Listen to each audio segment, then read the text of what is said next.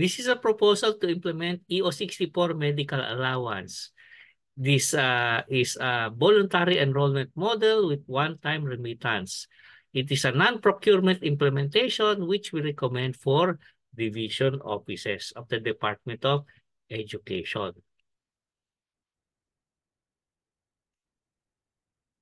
So let's have an overview. The first part will be preparation. The department will naturally be receiving a lot of proposals from various HMO providers.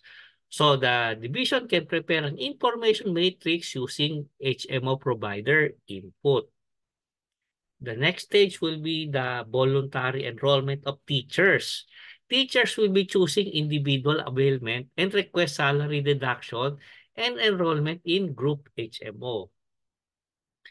And when we execute this model, the division office can facilitate enrollment and payment. Let's go through some details. In the preparation stage, it would be good to notify the COA how the division plans to implement the 4.1 option in the department order. Providers will be submitting proposals to the division office, and the division office can provide or prepare an information matrix summarizing the features of the various HMO plans. Now, this matrix and relevant information can be disseminated to the teachers, the employees of Department of Education. In the teacher voluntary enrollment stage, the teachers will be accomplishing Annex A medical allowance registration form. And then after study of the information matrix, execute an authorization to deduct and voluntary enrollment in an HMO, group HMO plan of their choice.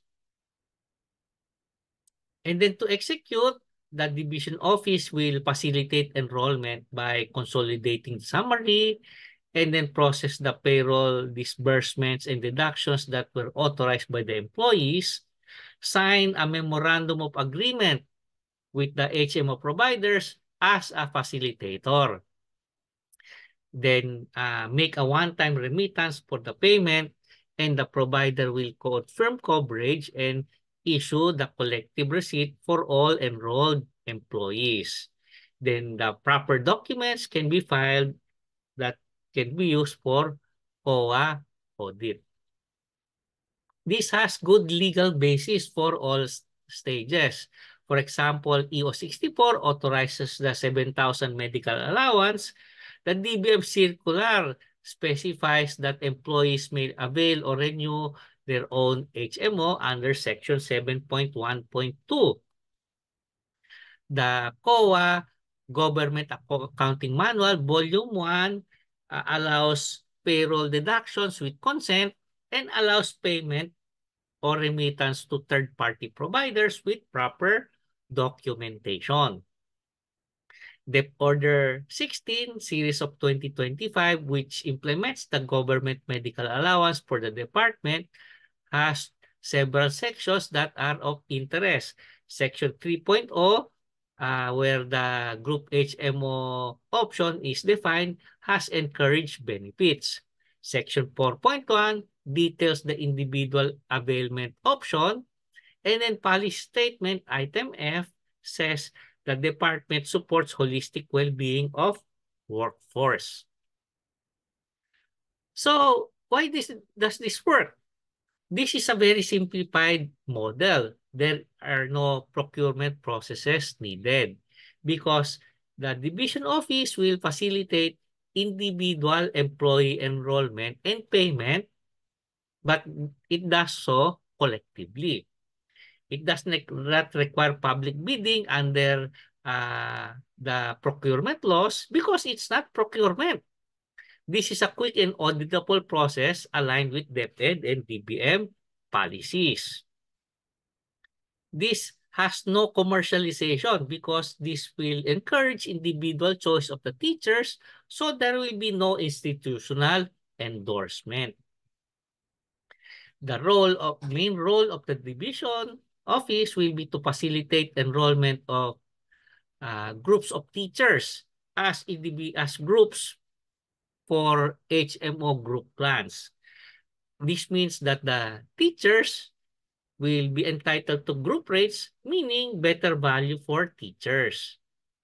This will be simpler enrollment for the teachers and simpler documentation for the department.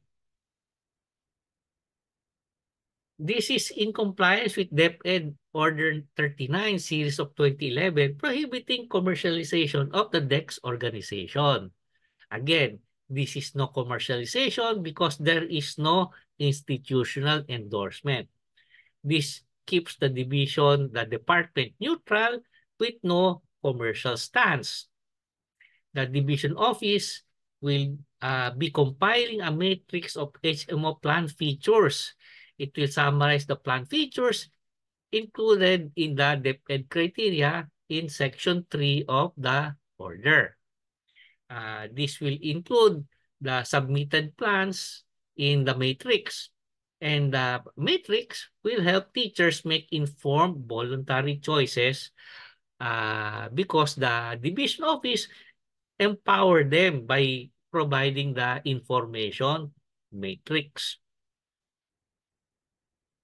This supports the policy statement of DepEd Order 16 to demonstrate the department's proactive role in protecting and promoting the holistic well-being of its workforce.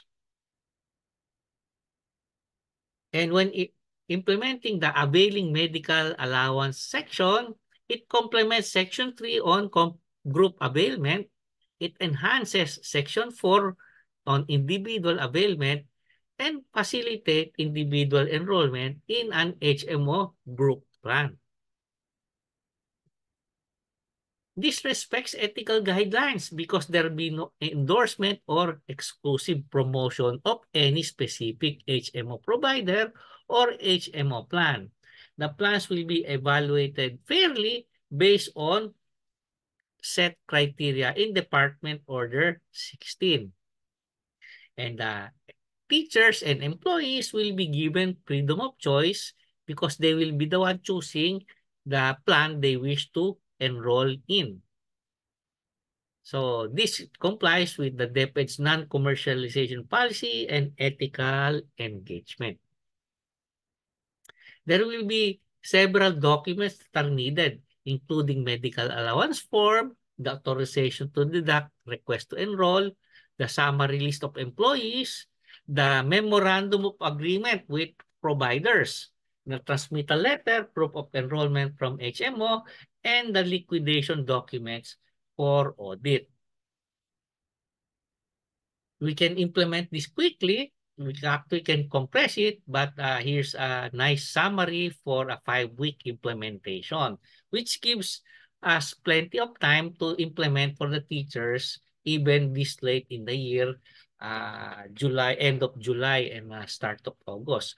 Week 1 could be preparation, giving notice to COA, proposal review from the individual HMO so that we can create the information matrix, and then the info can be quickly disseminated to DepEd employees. Week 2 could be the census or the time when the employees fill out the forms. And then the division can collect the forms and authorizations. Week 3 is the start of execution, where the division can prepare the summary list, prepare the payroll processing. Week 4 could be the audit, the signing of agreements and payment. So the MOA with provider can be signed and the payment can be remitted. And the HMO provider can provide the collective receipt. Week 5 could be the rollout. So week 5 could be activating the coverage, receiving the requirements from the HMO provider, and reporting compliance for audit. In the notice to COA, we can cite the various legal basis for these actions. We can say, in compliance with EO 64, DBM Circular 6, and DepEd Order Number 16, the office shall implement individual payroll disbursement under Section 2, form of availment, with option for the division office to facilitate enrollment payment to the teacher's desired HMO subscription plan.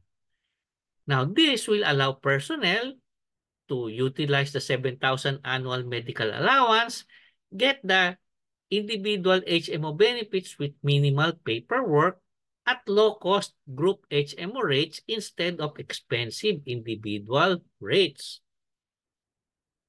Key points for transparency which we can highlight: the division office will implement this within the spirit of DepEd Order 16 on availing of medical allowance, because the division will screen HMO providers with HMO plans and create that matrix with the encouraged benefits outlined in Section C, group availment.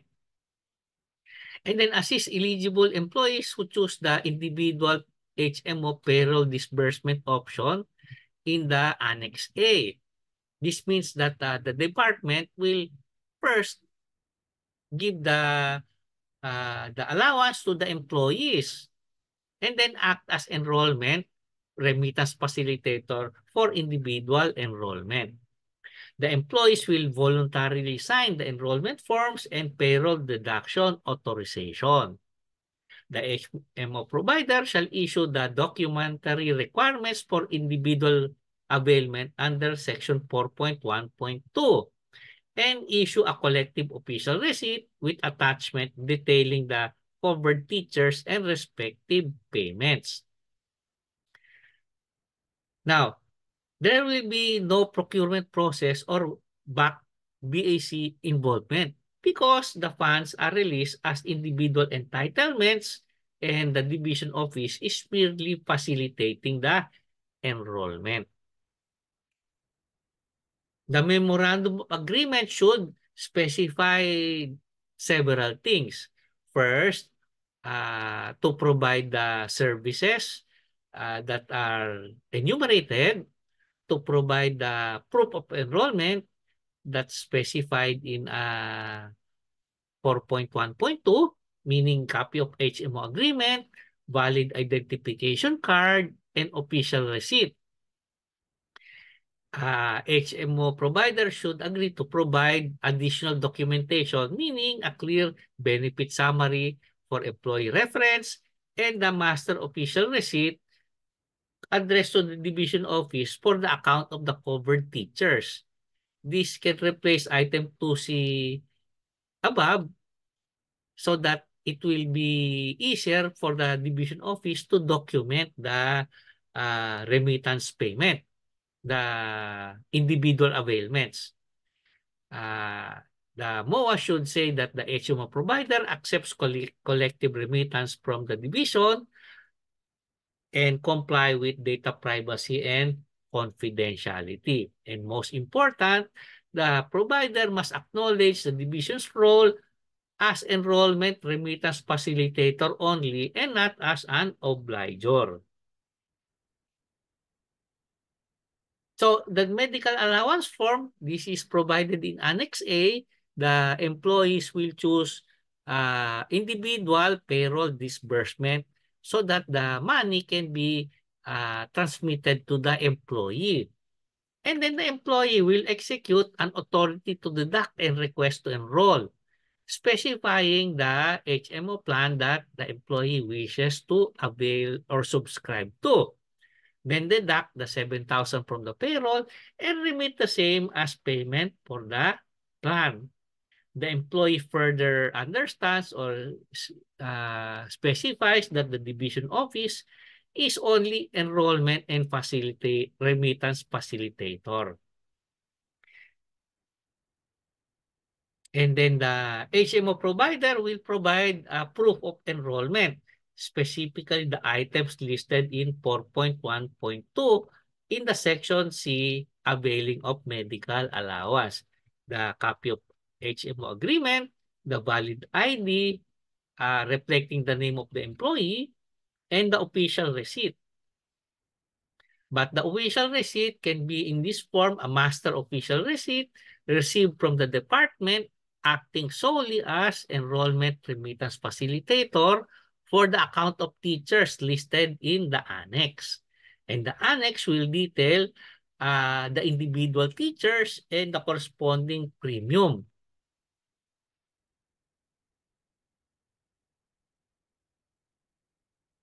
So for National Healthcare Shield, we simply propose that the National Healthcare Shield be considered for inclusion in the information matrix of HMO plans based on competitive premium and benefit value, its compliance with encouraged criteria under DepEd 16, the healthcare services provided, and accessibility of network and services. Finally, we summarize. We summarize that this and state that this plan uh, gives the division the opportunity to have timely delivery of the medical allowance. And it will respect employees' choice and provide maximum healthcare values at the least possible cost to employees, essentially free. And it complies with all pertinent DBM, SCOA, and DepEd guidelines and regulations. This concludes this presentation, and I thank you for your time in listening and considering this proposal. This is Roberto Prudente, Associate Financial Planner, proposing this innovative plan to implement the medical allowance for the Department of Education. Maraming salamat po.